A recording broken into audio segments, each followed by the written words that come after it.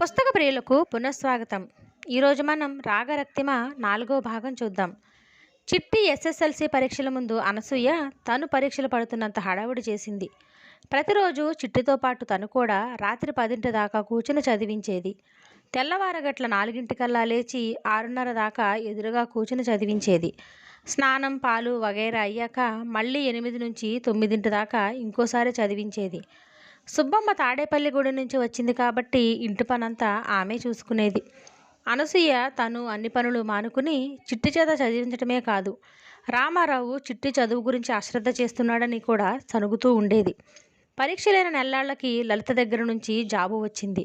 పిల్లలు సరదా పడుతున్నారు, ఓ 10 రోజులు చిట్టిని పంపమని, అక్కడ ఎక్కిస్తే తామిక్కడ దించుకుంటామని, బెజవాడలో ఎక్కిస్తే పగటిపూట భయం ఉండదని అనసూయకి పంపాలని లేదు. లలిత తనని రమ్మని రాయలేదు. అంటే తమ కూతుర్ని ఒక్కదాన్ని పంపమని వాళ్ళ కోరిక కాబోలు. కూతురితో తను అడ్డు లేకుండా గడపాలని అనుకుంది కాబోలు. కానీ అనసూయకి చిట్టిని ఒంటరిగా పంపడం సుతారాము ఇష్టం లేదు. లలిత ఉత్తరం చూసారా అడిగింది అనసూయ. చిట్టి జానకీబాయి ఇంటికి స్పెండింగ్కి వెళ్ళింది. చూశాను. చిట్టి ఏమంది? దానికి వెళ్ళాలనే ఉంది. అయితే పంపు, నాకు ఇష్టం లేదు అంది అనసూయ దృఢంగా. ఏం? మీరు జలసీ అనుకోండి, పొసెసివ్నెస్ అనుకోండి, నాకు చిట్టి ఆ వాతావరణంలో కలవడం ఇష్టం లేదు. కానీ మన ఇష్టాల్ని పక్కకు నెట్టే సమయం వచ్చింది. దానికి వెళ్ళాలని ఉన్నప్పుడు అడ్డు చెప్పకూడదు. మనం మమకారం దాని సంకెళ్ళకి కాకూడదు. స్వేచ్ఛగా ప్రేమించాలే తప్ప మమతని దాని రెత్తిని వదలకూడదు. అదంతా మాటల్లో బాగానే ఉంటుంది. రేపు అక్కడికి వెళుతుంది అనుకోండి, లలిత పేరక్క మాటలు చెబుతుంది. పెళ్ళి అంటూ నూరిపోస్తుంది. ఇక్కడ నుంచి వచ్చేయమంటుంది. ఇదిగో చూడు, నువ్వు కాస్త ధైర్యం తెచ్చుకోవాలి. 11 ఏళ్ళు మన ప్రభావంలో పెరిగిన పిల్ల 10 రోజుల్లో మారిపోతుందని అనుకోవడం ఉత్త పిరికితనం. వాళ్ళమ్మ పెళ్లి చేసుకో అంటే అది గంగిరెద్దులా తల ఊపదు. అదే కాదు, ఈ కాలంలో ఏ ఆడపిల్ల తల ఊపదు. ఇంకా లలిత అక్కడ ఉండిపోమని బలవంతం చేస్తుందని నీకు భయం, అవునా? అవునన్నట్లు తల ఊపింది అనసూయ. నువ్వు అలాంటి భయాలు పెట్టుకోకు. లలిత నువ్వనుకున్నంత తెలివి తక్కువది కాదు. పిల్లని తీసుకెళ్ళిపోతే నష్టం తమకి పిల్లకి అని ఆవిడికి బాగా తెలుసు. అసలు ఒక 10 రోజులు అక్కడ ఉంటే తప్ప చిట్టికి కూడా వాతావరణంలో తేడా తెలియదు. ఒక వారం రోజులు ఉండేప్పటికీ వాళ్ళకి నీకు ఉన్న తేడా తెలుస్తుంది. అది ఒకందుకు మంచిదే. దాన్ని ఒక్కదాన్ని పంపమని రాసింది. ఎంత ధైర్యం! కన్న తల్లేనా? అనసూయ మళ్ళీ ఎత్తుకుంది. ఏం, బెజవాడలో రైలు ఎక్కిస్తే గూడెంలో మీ తమ్ముడు దించుకుంటారు. అమ్మో, అంత చిన్నదాన్ని ఒక్కరితోనే పంపమంటున్నారా? మీరు కూడా అలాగే మాట్లాడుతున్నారే? ఏమవుతుంది, ఇక్కడ లేడీస్ కంపార్ట్మెంట్లో ఎక్కిస్తాను. ఎవరికైనా అప్పచెప్పుదాం. మధ్యలో ఏ కారణం చేతైనా రైలు ఆగిపోతుందనుకోండి, ఆ ఊరెళ్ళేటప్పుడు చీకటి పడొచ్చు. దీనికి అసలు లోకం తెలియదు. అసలే అయోమయం. ఒక్కదాన్ని పంపడమే. అనసూయ కంగారు పడిపోతుంది. ఈ ఆడవాళ్ళు ఎంత చదువుకున్నా పిల్లల విషయంలో ఇంత గుడ్డిగా ఉంటారేం? తల్లి ప్రేమ ఎలా ఉంటుందా అనుకున్నాడు రామారావు. పైకి ఇవన్నీ అంటే అనసూయకి కోపం వస్తుంది. దాని ఈడు పిల్లలు పొరుగురు నుంచి చదువు కోసం ఎంతమంది రావడం లేదు? కలకత్తా కాన్పూర్లలో ఉండి చదువు కోసం పిల్లల్ని మద్రాస్కి ఎంతమంది పంపటం లేదు? 14 ఏళ్ళు వచ్చిన పిల్లకి ఆ మాత్రం ధైర్యం లేకపోతే ఎలా? దానికి ధైర్యమా? అసలు దాన్ని బస్సులో ఇంతవరకు స్కూల్కి పంపింది లేదు. కారు లేకపోతే రిక్షాలో పంపాను తప్ప ఒక్కరోజు ఒంటరిగా పంపలేదు. అలాంటి పిల్లని ఇంత దూరం, అందులో రైల్లో ఒంటరిగా పంపడమా? నేను చచ్చినా ఒప్పుకోను. తెల్లారి లేస్తే వెధవ కథలు అనేకం వింటున్నాము. పిల్ల చక్కగా ఉంటుందని ఎవరన్నా మాయ చేసి ఎత్తుకుపోతే, ఇది ఆటకాయితనంగా తలుపు దగ్గర నిలుచుంటే, గదిలో రైల్లోకి ఎక్కితే అమ్మో! అనసూయ ఉలిక్కి పడుతోంది, కలగబోయే ఆపదలను ఊహించుకుని. పిల్లల విషయం వచ్చేసరికి ఆడవాళ్ళు ఇంత హిస్టీరికల్గా ఎందుకు అయిపోతారో అనుకున్నాడు రామారావు. ఈ లెక్కన నువ్వు దాన్ని ఎంఏకి వైజాగ్లో కాపురం పెట్టేటన్నావు. అదేం అవసరం లేదు. గుంటూరుని పీజీ సెంటర్ చేయబోతున్నారులేండి. మీరెన్నన్నా అనండి. ఆడపిల్లని నేను ఒంటరిగా రైల్లో పంపను. అయితే ఏం చేయమంటావు? నువ్వు వెళ్తావా? నేను వెళ్ళను. మీరు వెళ్ళి దిగిపెట్టిరండి. మళ్ళీ వచ్చేప్పుడు మా తమ్ముడిని కూడా రమ్మనండి. ఛార్జీలు కూడా ఇచ్చిరండి. మనకి డబ్బుంది. ఇన్ని వెర్రి వేషాలు వేస్తున్నాము. 14 ఏళ్ల పిల్ల ఒంటరిగా వెళ్ళలేదు, అందులోనూ పకటపూట వెళ్ళలేదనుకోవడం హాస్యాస్పదంగా ఉంది. చిట్టుని తీసుకెళ్ళి దిగబెడతాను, పర్వాలేదు. కానీ నువ్వు మరీ చాతస్తురాలు అవుతున్నావు, అది నా బాధ. అయితే ఆయన్నులండి. నాకు అన్నిటికంటే దాని క్షేమం ముఖ్యం. ఎవరేమనుకున్నా పర్వాలేదు. మీరు రేపు ఆదివారం తీసుకెళ్ళండి. పై ఆదివారం మళ్ళీ తీసుకొచ్చి దింపమనండి. నేను చెబుతాను. వాళ్ళు ఇంకో 2 రోజులు ఉందనుకుంటే అందుకే అసలు పంపనంటుంది. నాకు మాట అంటే మాటే. వాళ్ళు అడుగుతున్నారని మర్యాదగా పంపుతున్నాను. మన పిల్లని మనం చెప్పిన రోజుకి పంపితే వాళ్ళిద్దరికీ మనకే మరీ మంచిది. ఈ విషయంలో శాస్త్రితో చెప్పండి. తను మాట్లాడి ప్రయోజనం లేదని ఊరుకున్నాడు రామారావు. ఆ రాత్రి అతను చాలాసేపు నిద్రపోలేదు. అనసూయకి ఎందుకింత పొసెసివ్నెస్? పిల్లని ప్రేమిస్తున్నది, మమకారంతో పెంచుకుంటున్నది, బాగానే ఉంది. కానీ ఈ ప్రేమ ఆ పసిదానికి సంకెళ్ళు కాకూడదని, ఈ ప్రేమ దాన్ని ఉక్కిరి బిక్కిరి చెయ్యి రాకూడదు. అనసూయ ఎప్పుడు గ్రహించుకుంటుంది? ప్రేమ, మమత, సౌఖ్యాలు, సంపదలు ఇవి బంగారు పంజరాలు కాకూడదు. అవి ఎప్పుడైతే పంజరాలు అవుతాయో అప్పుడే స్వేచ్ఛ కోసం పోరాటం ఆరంభమవుతుంది. ఇంత చదువుకుని అనసూయ ఎలా అయిపోతున్నదే? ఈ ఊపిరాడని ప్రేమ నుంచి చిట్టి పారిపోదామని చూస్తుందా? రామారావు అనుకోకుండా పక్కకు తిరిగాడు. రెండో మంచం మీద చిట్టి వాళ్ళ మమ్మీని కావలించుకుని పడుకుని నిద్రపోతున్నది. చిట్టి ఇంచుమించు అనసూయ అంత పొడవుంది. వాళ్ళిద్దరినీ చూస్తుంటే అక్కా చెల్లెల్లా ఉన్నారు కానీ తల్లి కూతుళ్ళలా లేరు. అనుమానాలు, బాధలు పెద్దవారికి కానీ చిన్నపిల్లలకి ఏమీ ఉండవేమో. ఇలా పొట్టకి ఖర్చుకు పడుకునే చిట్టి వారం రోజులు మమ్మీని వదిలి ఉండగలుగుతుందా? అది ఉండవచ్చు కానీ అనసూయ చిట్టిని విడిచి ఉండలేదు. ఆ వారం రోజులు తన పని అయిపోతుంది. అనసూయను సముదాయించడానికి తనకి ఓపిక, టాక్ట్, హ్యూమరు ఎన్ని కావాలో తనలో తను నవ్వుకుని కళ్ళు మూసుకున్నాడు రామారావు. చిట్టి ప్రయాణం రోజున అనసూయకి మనసులో లేదు. తను బెంగ. పిల్లల కోసం సుబ్బమ్మ చేత అంత క్రితం రోజునే జంతికలు, లడ్డూలు చేయించింది. అవన్నీ డబ్బాలో సర్దించింది. చిట్టి ఏ పూట ఏ పరికిణీ కట్టుకోవాలో, ఏ పరికిణీ మీద ఏ ఓణీ వేసుకోవాలో, ఆ ఓణీకి ఎలాంటి జాకెట్ వేసుకోవాలో అన్నీ రోజుకి 2 డ్రెస్సులు చొప్పున పెట్టెలో సర్దింది. బయటికి పేరెంటాలకి బాగుంటాయని విడిగా పట్టుపావడాలు, ఒక 2 ఫ్యాషనబుల్గా ఉండాలని లుంగీలు, ఇలా పెద్ద పెద్ద పెట్టి 10 సార్లు సర్దింది. పేస్ట్ స్పేరుగా మరో సబ్బు, 2 రోజులకో ఇస్త్రీ టవలు, పక్క బట్టలు, 3 శాల్తీలు తయారు చేసింది. వారం రోజులకి పిల్లలతో పాటు అది పడుకుంటుంది. విడిగా పక్క బట్టలు అవసరం లేదు అని రామారావు చెప్పి చూశాడు. కానీ అనసూయ వినలేదు. చిట్టి తన సామాన్లతో ఆ ఇంట్లో విడిగా ప్రత్యేకంగా ఉండాలని అనసూయ ఉద్దేశం.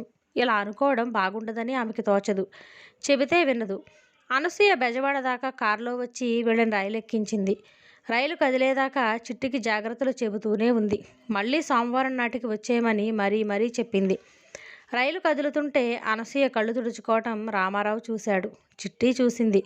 చూడు డాడీ, మమ్మీ ఉత్త పిచ్చిది. వారం రోజులకి ఎంత హడావుడి చేస్తున్నదో, నన్ను విడిచి ఉండలేదు. అది పైకి చెప్పుకోలేక. నాకు మటుకు తెలియదా? చూడండి, మళ్ళీ వారంలో ఇక్కడికి వచ్చేస్తాను. కానీ డాడీ, నాకు అప్పుడప్పుడు పిల్లలతో ఆడుకోవాలని అనిపిస్తూ ఉంటుంది. డాక్టర్ ఆంటీ ఇంట్లో పిల్లలందరూ ఎంత జాలీగా ఉంటారని, రాము, లక్ష్మి వాళ్లతో అలా ఉండాలని ఉంటుంది. అది తప్ప? చిచి, తప్పని ఎవరన్నారు? అది చాలా మామూలు కోరిక. మరి మమ్మీ ఎందుకు అలా ఫీల్ అవుతుంది? రామారావు బదులు చెప్పలేని విషయం గురించి చిట్టి అడుగుతున్నది. కానీ అతను ఎలా చెబుతాడు? మీ మమ్మీకి పొసెసివ్నెస్ అని చెబుతాడా? నువ్వు జారిపోతావేమోనన్న భయమని చెబుతాడా? లేక మీ అమ్మకి ఈ మమ్మీకి మధ్య జరిగే ప్రచ్ఛన్న యుద్ధం అని చెబుతాడా? ఏమని చెబుతాడు? మీ మమ్మీ ఎందుకు అలా ఫీల్ అవుతుందో నీకు ఇప్పుడప్పుడే తెలియదు. పెద్దదానివయ్యాక తెలుస్తుంది. ఎటొచ్చి నువ్వు ఇలానే అవ్వకూడదని. ఎలా?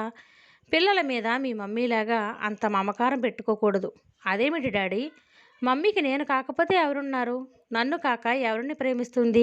తమాషాగా అంటున్నారు. అదేనమ్మా, నువ్వు కాక తనకి వేరే ప్రపంచం లేదు.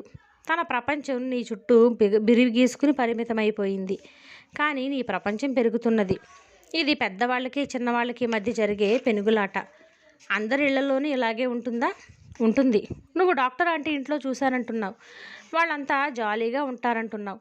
కానీ ఆ పిల్లలు వాళ్ళల్లో వాళ్ళు పెన్సిళ్ళకి, పెన్నులకి దెబ్బలాడుకోవడం చూసావా? చూడలేదు. చూడవు. ఎందుకంటే నువ్వు ఉన్నప్పుడు నీ ఎదురుకుండా దెబ్బలాడుకోరు. కానీ ఇంట్లో 4 పిల్లలు ఉన్నప్పుడు ప్రతిదానికి పేచీ పడుతుంటారు. అందుకే కాబోలు శశి మన ఇల్లు చాలా బాగుంటుందని మెచ్చుకుంటుంది. వాళ్ళ ఇల్లు మార్కెట్లా ఉంటుందట. చూసావా? నువ్వు జాలీగా ఉంటుందన్నావు. ఎందుకని? 10 నిమిషాలు బయట నుంచి చూసి వచ్చేస్తావు కాబట్టి. నీకు మన ఇంట్లో తోచదు. లోన్లీగా ఉంటుంది. అదే శశికి కామ్గా చక్కగా కనిపిస్తుంది. ఎందుకో తెలుసా? మన ఇంటికి ఎప్పుడో కానీ రాదు కాబట్టి. దీనిని కేవలం నీకే తెలుస్తుంది. మన ఇల్లు చూసేవాళ్ళకి బాగుంటుందని ఇల్లే కాదు, శశికి మమ్మీ అంటే చాలా అడ్మిరేషన్. మీరంటే సరే సరి, మీరు చక్కగా కబుర్లు చెబుతారట అంది గర్వంగా. చూసావా, నీకు కనిపించిన కొత్త విషయాలు శశికి కనిపిస్తాయి. ఈ విషయంలో నువ్వొక్కదానివే కాదు, అందరం అంతే. నాకు మా చిట్టి మామూలు పిల్లలా కనిపిస్తుంది, కానీ మీ హెచ్ఎంని అడుగు, ఒకటే మెచ్చుకుంటుంది. అంచేత దూరం నుంచి చూసి మనం వేటిని నిర్ణయించుకోకూడదు. అంటే ఈ రాత్రి అక్కడికి వెళతామా? పిల్లలందరూ నవ్వుతూ నీతో కబుర్లు ఆడుతూ ఆడుకుంటూ కూర్చుంటారు. 1-2 రోజులు అలా ఉంటుంది, కానీ 4 రోజులైతే వాళ్ళ ఏడుపులు పేచీలు పంతాలు అన్నీ ఉంటాయమ్మా. అంతేనా? వీళ్ళకి కూడా అలాగే ఉంటారా? వీళ్ళే కాదు, అందరి పిల్లలు అల్లరి చేస్తారు. అందరు అమ్మల్లా పిల్లల మీద కేకలేస్తారు. కానీ మీ మమ్మీలాగా కాలు కింద పడితే కరిగిపోతావని బాధపడేవారు చాలా అరుదుగా ఉంటారు. అది మాత్రం మర్చిపోకు. అదేమిటి నాకు తెలియదా? అసలు ఈ రాత్రి మమ్మీ నిద్రపోదు. రాత్రి నేను లేనని అన్నం కూడా తినదు. నేను వచ్చేదాకా అన్నం తినదు. మరి ఇన్ని తెలుసు కాబట్టి సోమవారం తిరిగి రావటం కూడా నీకు తెలుసు అనుకుంటా అని నవ్వుతూ అడిగాడు రామారావు. నాకు బాగుండకపోతే ఈ లోపలే వచ్చేస్తాను. అలా రాకు, మీ అమ్మ వాళ్ళు కష్టపెట్టుకుంటారు. సోమవారం నాటికి మటుకు తప్పకుండా రా, లేకపోతే మీ మమ్మీ నన్ను బతకనివ్వదు నవ్వాడు రామారావు. చిట్టి కూడా నవ్వింది అర్థమైనట్లు. రామారావు చిట్టిని దించేసి శాస్త్రి చేతిలో చాటుగుండా డబ్బు ఉంచి, ఆదివారం తీసుకొచ్చి దింపు, మీ అక్కయ్య సంగతి తెలుసుగా, ఉషోషాలు పడుతుంది అన్నాడు నవ్వుతూ రామారావు. చిట్టి రైలు దిగేపటికి పిల్లలంతా చుట్టేశారు. మమ్మీ ఇచ్చిన డబ్బాలను తల్లికి అప్పచెప్పింది చిట్టి. అవి హాల్లో నుంచి లోపలికి వెళ్లకుండానే పిల్లలు మూతలు తీసి తినడం మొదలుపెట్టారు. లలిత వాళ్ళని ఏమీ అనలేదు, తను తీసి పెట్టలేదు. పిల్లలు ఎవరికి కావలసినంత వాళ్ళు తీసుకు తింటుంటే చిట్టికి కాస్త ఆశ్చర్యంగా ఉంది. అమ్మా, ఆ డబ్బాలు తీయి, వీళ్ళు అన్నీ తినేసేటట్లున్నారు. తింటే తిననివే, తినటానికేగా చేసుకుంది అంది లలిత పట్టనట్లు. అన్నీ తింటే జబ్బు చేస్తుందేమో, నాన్నకి నీకు మిగిల్చేటట్టు లేరు. ఉంటే తింటాం, లేకపోతే లేదు. పిల్లలు తిన్నాకనే మేము అంది లలిత తమాషాగా. చిట్టికి ఈ వాదన మింగుడు పడలేదు. ఇన్ని లడ్డూలు ఒక్కసారి తింటే జబ్బు చేయదా? తనకి మమ్మీ ఎప్పుడూ జాగ్రత్తగా పెడుతుంది. అసలు తను ఒక లడ్డూ కంటే మించి తినలేదు. అంతకు మించి అయితే మొహం ఎత్తినట్లు అవుతుంది. వాళ్ళకి విరోచనాలు పట్టుకుంటాయేమో ఊరుకోలేక మళ్ళీ అంది. ఒసే చిట్టి, నీకు మీ అత్త అలవాట్లు బాగా వంటబట్టాయి. ఆవిడకి మళ్ళీ మేము నాజూగ్గా తినం. నాకు కొలిచి పెట్టడం చేత కాదు అంది లలిత నిశ్చితంగా. మమ్మీ తనకి కొలిచి పెడుతుందా? ఏమో, కొలవడం అంటే ఎలా కొలుస్తారు? కానీ ఒక విషయం మట్టుకు చిట్టికి బాగా బోధపడింది. గుంటూరులో ఎవరింట్లోనూ పిల్లలు టిఫిన్ డబ్బాల మీదకి ఎగబడి తినడం తను చూడలేదు. పెద్దవాళ్ళు పెట్టడం, చిన్నవాళ్ళు తినడం చూసింది, కానీ ఇలా వాళ్ళకి వాళ్ళు తీసుకుని తినడం చూడలేదు. చిట్టి తల్లి మాటల్ని ఎదిరించదలుచుకోలేదు, కానీ తల్లి ఉద్దేశాలలో ఎక్కడో అపశృతి ధ్వనిస్తోంది. నాకెందుకు అని ఊరుకుంది చిట్టి. ఆ రాత్రి భోజనాలు అయ్యాక తమ్ముళ్ళు చెల్లాయిలతో కబుర్లు చెప్పుకుంటూ అలానే నిద్రపోయింది. నిద్రపోయే ముందు చిట్టికి తన మమ్మీ జ్ఞాపకం వచ్చింది. ఈ పాటకి ఏం చేస్తూ ఉంటుందో, పాపం ఒక్కరితే అన్నం తింటూ ఉంటుందా? చిట్టి ఆ ఆలోచనలను సాగనివ్వలేదు. బుల్లి తమ్ముడితో కబుర్లాడుతూ పడుకుంది. ఆ రాత్రి రమేష్ ఇంటికి రాలేదు. చిట్టి నిద్రపోయేదాకా 1-2 సార్లు అడుగుతూనే ఉంది వాడి గురించి. అమ్మా, అన్నయ్యేడి? నేను వస్తున్నానని తెలియదా అడిగింది తల్లిని. తెలుసనుకుంటా. ఈ మధ్య ఎవరో ఫ్రెండు సినిమా హాలు ప్రొపరేటర్ అంట, వాడితో తిరుగుతున్నాడు. ఇంటికొచ్చిన రోజు వస్తాడు, లేని రోజు లేదు. మరి పరీక్షకి వెళ్ళలేదా ఆదుర్దాగా అడిగింది చిట్టి. ఈ సంవత్సరం వెళ్ళాడట, వచ్చే ఏడు వెళతానన్నాడు. నాన్న ఊరుకున్నారా? వెళ్ళి తప్పే బదులు మరో ఏడు ఆగి పెడితే ఏం? ఇంతలోనేం కొంప మునగదు. ఇంతకీ నువ్వు పరీక్ష పాస్ అవుతావా? చిట్టికి కలుక్కుమంది. ఇటువంటి అనుమానం తన మమ్మీకి ఎప్పుడూ రాలేదు. ఈ మాదిరి ప్రశ్న తనని ఎవరూ అడగలేదు. అమ్మకి మాట్లాడడం రాదులే అని సరిపెట్టుకుంది. తమ్ముళ్లతో చెల్లెలతో సరదాగా గడుపుదామని అనుకున్న చిట్టికి 2-3 రోజులు గడిచేసరికి పలచబడటం మొదలుపెట్టింది. ఇంట్లో ప్రతిక్షణం డబ్బు విషయం ఎవరో ఒకరు ఎత్తుతూనే ఉంటారు. తల్లి ఇది కావాలి అది కావాలి అని లిస్టు చెబుతూనే ఉంటుంది. తండ్రి డబ్బు లేదని విసుక్కుంటూ ఉంటాడు. రోజు అన్నం దగ్గర తల్లిదండ్రి వాగ్వాదాలు, దెబ్బలాడుకోవడాలు చిట్టికి ఆశ్చర్యంగా ఉండేది. గుంటూరులో ఈ ఫార్సు తను ఎప్పుడూ చూడలేదు. ఇల్లు పోపులు పెట్టేలాగా ఒక గదిలో నుంచి మరో గదిలోకి వెళ్ళేట్లు నలుచదరంగా ఉంది. ముందు గదిలో 4 కుర్చీలు, బల్ల, పిల్లల పుస్తకాలు, రెండో గదిలో మంచాలు, పడకలును, మూడో గదిలో భోజనాలు, 4వ గదిలో వంట. ముందు గదికి ముందుగా వసారా, మెట్లును, దొడ్లో కొంచెం పెరట్లోనే స్నానాల గది, తడకలు కట్టిన స్నానాల గది, కాస్త దూరాన పాయిఖానా. చిట్టికి తెల్లారే లేచాక మొదటి ఇబ్బంది బాత్రూంతో ప్రారంభమైంది. గుంటూరులో అనసూయ బాగా లోతుకు బావు తవ్వించి దాంట్లో నుంచి ఎలక్ట్రిక్ మోటారుతో పంపు సెట్ పెట్టించింది. ఆ నీళ్లు ఓవర్ హెడ్ ట్యాంక్ ద్వారా ఇంట్లో అన్ని మూలలకి పంపుల్లోంచి వస్తాయి. ఇంట్లో 3 వాష్ బేసిన్స్, 2 బాత్రూంలు ఉన్నాయి. బాత్రూంకి ఆనుకునే సెప్టిక్ ట్యాంక్తో లెట్రిన్ కట్టించింది. లెట్రిన్లో పంపు ఉంది. ఈ సౌకర్యాలన్నీ చిట్టికి 7 ఏళ్ళు వచ్చాక ఏర్పాటయ్యాయి. అంటే చిట్టికి గ్రాహ్యం తెలిసినప్పటి నుంచి బాత్రూంలో నీళ్లు పోసుకోవడం, సెప్టిక్ ట్యాంక్ లెట్రిన్లో కాలకృత్యాలు అలవాటు. ఒంటికి వెన్న రాసుకుని నలుగు పెట్టుకోవాలనే నియమం ఉన్నా సుబ్బమ్మో అనసూయో బాత్రూంలో తలుపులు వేసి పోసేవారు. చిట్టికి ఈ తడకల బాత్రూంలో స్నానం చేయాలంటే సిగ్గుగా ఉంది. అందులోనూ వ్యక్తులైన పిల్ల అవడం చేత స్నానం చేసిన ఆ 5 నిమిషాలు దొడ్లోకి ఎవరూ రాకూడదని నానా హడావుడి చేసేది. లలిత తుండు చుట్టుకుని రావాలంటే కంపరంగా ఉండేది.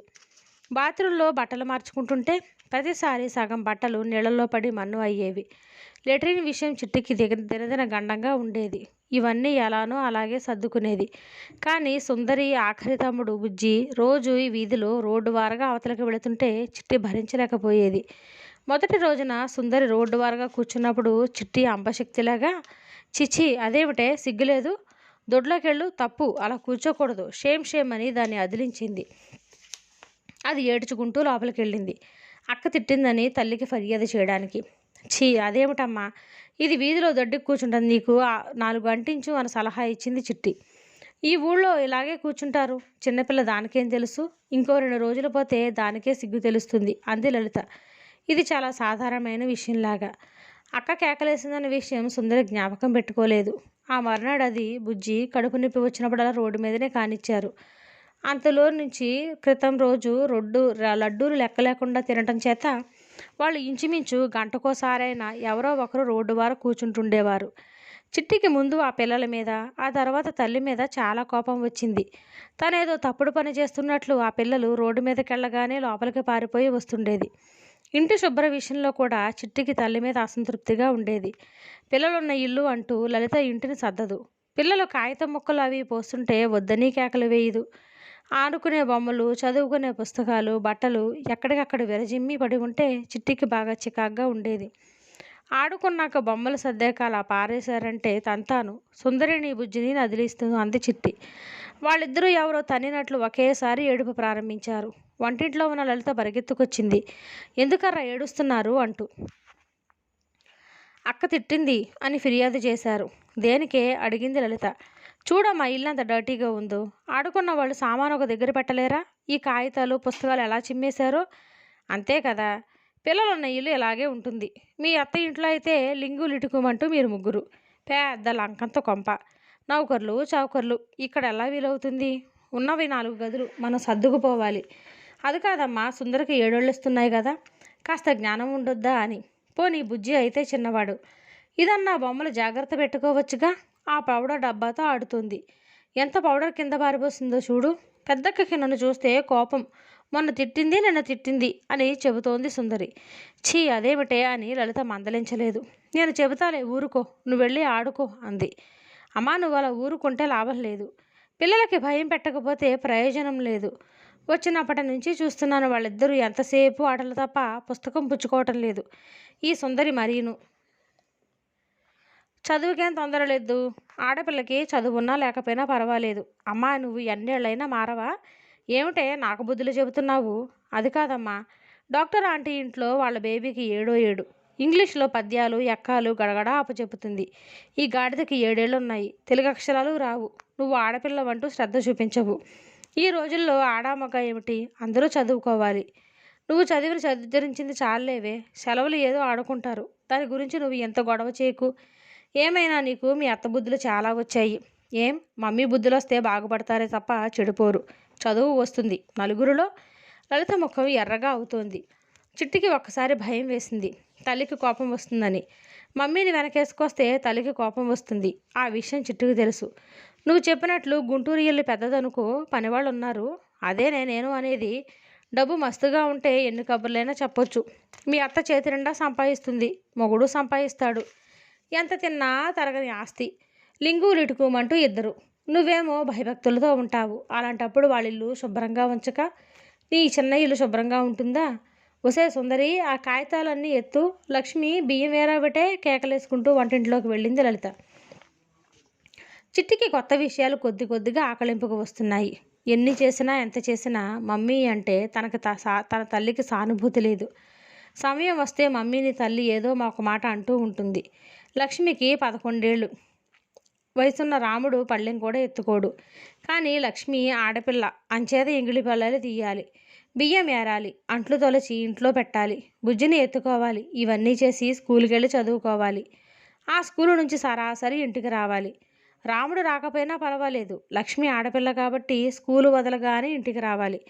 దానికి క్లాసులో మంచి మార్కులు వస్తే ఎవరూ మెచ్చుకోని అవసరం లేదు. ఎందుకంటే అది ఆడపిల్ల కాబట్టి. దానిని చదువొచ్చి ప్రయోజనం లేదు, పరీక్షలు పాస్ అయ్యి లాభం లేదు. ఒకే వయసులో ఉన్న ఈ ఇద్దరిని, తన కడుపున పుట్టిన ఈ ఇద్దరిని తల్లి ఎందుకింత భేదభావంతో చూస్తుంది? ప్రతి విషయంలో ఆడ మగ అని ఎందుకు విభజించి చూస్తుంది? ఆడపిల్లలు అంటే ఆమెకి ఎందుకింత తేలిక భావం? అలా అని ప్రేమ లేదని కాదు. ఆ ప్రేమలో ఆడపిల్లల్ని ప్రేమించే విధం ఒకటి, మగపిల్లల్ని ప్రేమించే విధం మరొకటి. తన తండ్రికి ఏ అభిప్రాయాలు లేవు. చిట్టికి అంతా కొత్తగా ఉంది. కథ సాగుతుంది. మరిన్ని మంచి కథల కోసం ఛానల్ని సబ్స్క్రైబ్ చేయడం మర్చిపోకండి.